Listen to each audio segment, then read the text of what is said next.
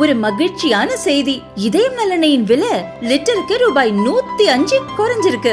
September 2023ல 1 litre இதயம் நலனையின் அதிகபட்ச விலை ரூபாய் 503. ஆனா இப்ப 1 லிட்டர் இதயம் நலனையின் விலை ரூபாய் 398 மட்டும்தான் தமிழ்நாட்டுல. அப்ப இனிமே எல்லாரும் இதயம் நலனை வாங்கலாம் இல்ல?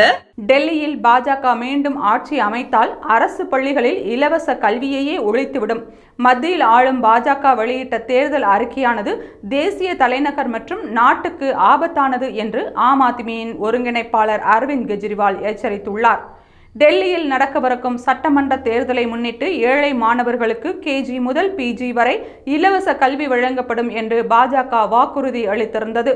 இது குறித்து பேசிய ஆம் ஆத்மி கட்சியின் ஒருங்கிணைப்பாளர் அரவிந்த் கெஜ்ரிவால், மத்தியில் ஆளும் பாஜக வெளியிட்ட தேர்தல் அறிக்கையானது தேசிய தலைநகர் மற்றும் நாட்டுக்கு ஆபத்தானது.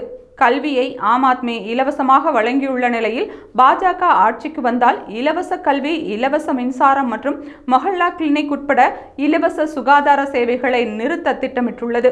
அரசு பள்ளிகளில் தேவைப்படும் மாணவர்களுக்கு மட்டும் இலவச கல்வி வழங்கப்படும் என்று தனது அறிக்கையில் தெரிவித்துள்ளது.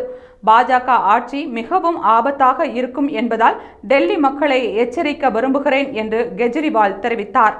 மேலும் தவறுதலாக பாஜகவுக்கு வாக்களித்தால் டெல்லி மக்களின் குடும்பங்கள் சிரமத்திற்கு உள்ளாகும் என்றும் டெல்லியில் மக்கள் வசிக்க முடியாத சூழல் உருவாகும் என்றும் கெஜ்ரிவால் சாபம் விட்டுள்ளார்.